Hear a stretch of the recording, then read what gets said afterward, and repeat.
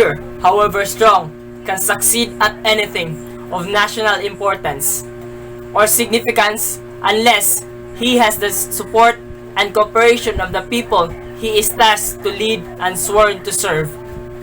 It is the people from whom democratic government draws strength, and this administration is no exception. That is why we have to listen to the murmurings of the people, feel their pulse, supply their needs, and fortify their faith and trust in us, whom they elected to public office.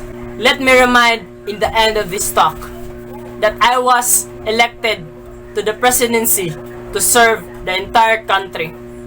I was not elected to serve the interests of any person or any group or any one class. I serve everyone and not only one.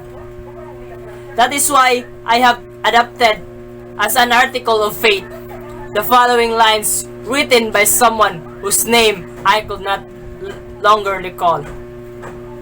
He said, "I have no friends to serve. I have no enemies to harm. Why am I here?